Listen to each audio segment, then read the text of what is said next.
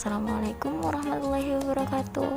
Perkenalkan teman-teman, nama saya Muftahatu Zahro, NIM akhir 003 dari Prodi Pengembangan Masyarakat Islam, Universitas Islam Negeri Wali Songo Semarang, angkatan 2018.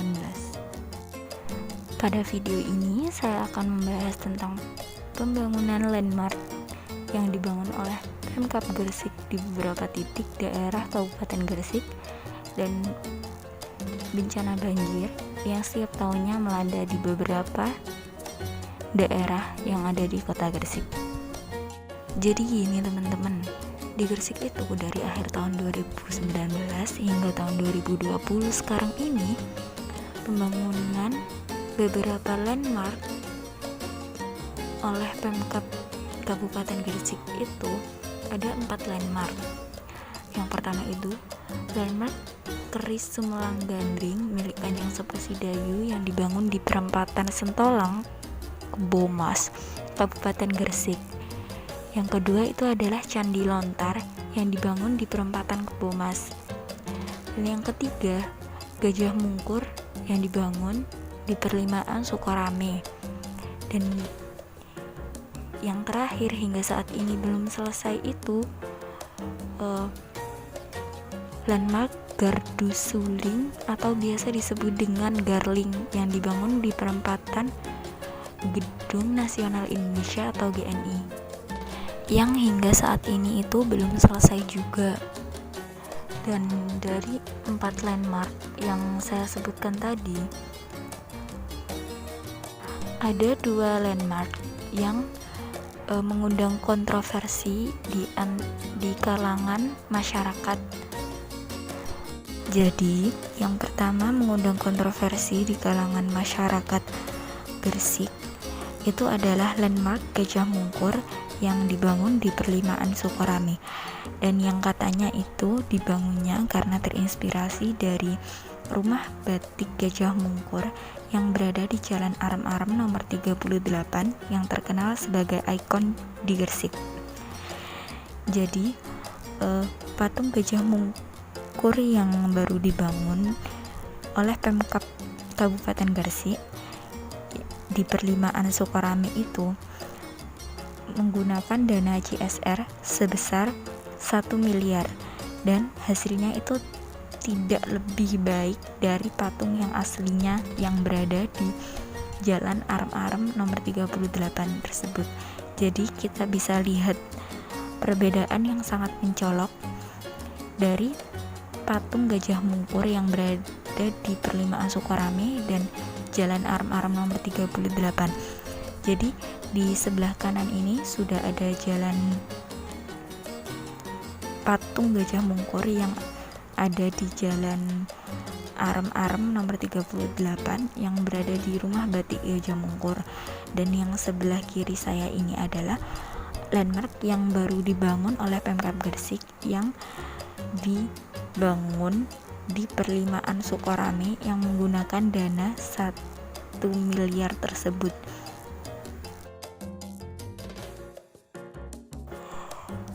Kemudian yang kedua itu adalah landmark Garling atau Gardu Suling.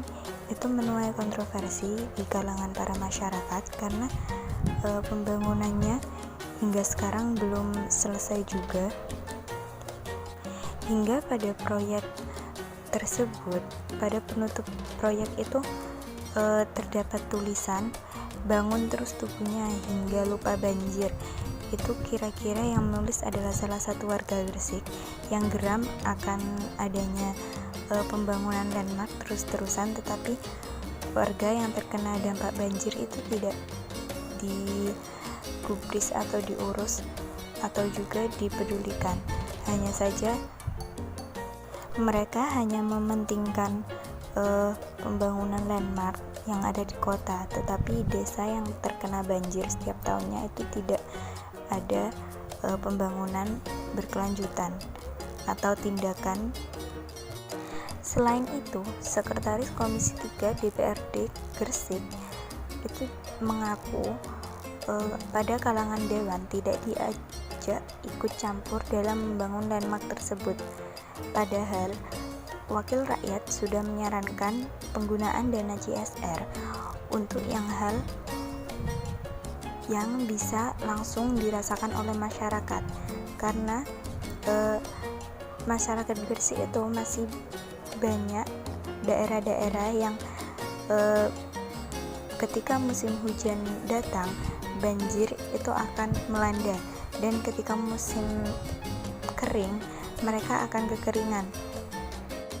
Ditambah lagi dengan lokasi Garling atau gardu suling yang asli itu masih berdiri kokoh di Jalan Raden Santri sampai saat ini, tetapi tidak ada pihak yang mengurus, atau bisa dibilang bangunan tersebut itu terbengkalai.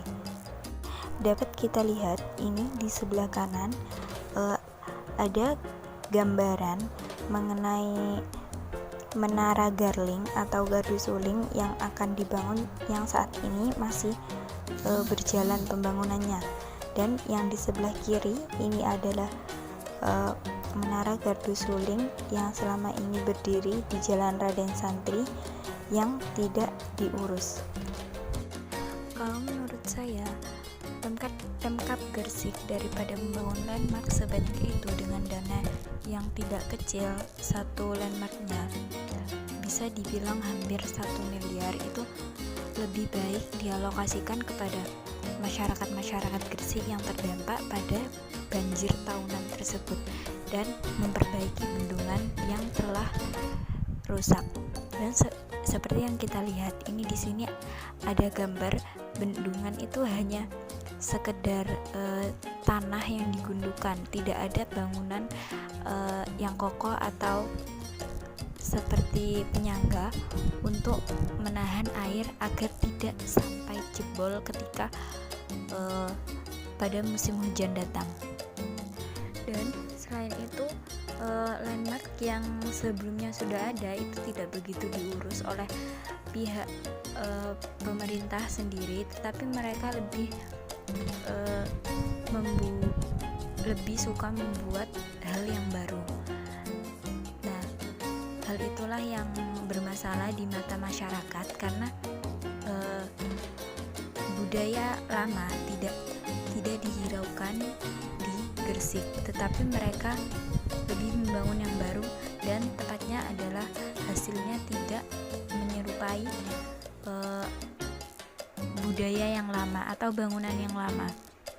Jadi menurut saya Pemkab Gresik itu seharusnya mengalokasikan dana CSR langsung kepada masyarakat agar masyarakat sendiri bisa langsung menikmati dana yang telah diberikan oleh pemerintah.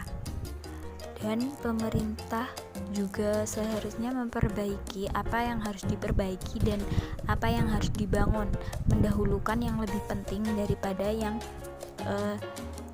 bisa dikatakan tidak begitu penting. Hanya mereka memperdulikan tata ruang kota, tidak memperdulikan fasilitas masyarakat yang ada di daerah tersebut. Jadi menurut saya itu Pemkab Gresik seharusnya lebih mensejahterakan masyarakatnya terlebih dahulu, kemudian menata tata ruang kota. Jadi kehidupannya itu seimbang. Kita melihat masyarakatnya sejahtera, dan setelah itu kita juga mendapatkan tata ruang kota yang lebih baik lagi dari sebelumnya. Jadi seimbang. Kalau kita lihat seperti ini, nah itu kita bisa membayangkan ya, tata ruang kotanya itu lebih bagus, dan tetapi kesejahteraan masyarakatnya itu masih kurang. Jadi di sini saya berharap Pemkab Gresik lebih dapat menata keuangan pemerintah atau dana yang diberikan oleh pemerintah kepada daerah lebih bermanfaat lagi, khususnya untuk masyarakat Gresik yang setiap tahunnya terdampak banjir. Dan saya kira cukup dari saya. Terima kasih. Wassalamualaikum warahmatullahi wabarakatuh.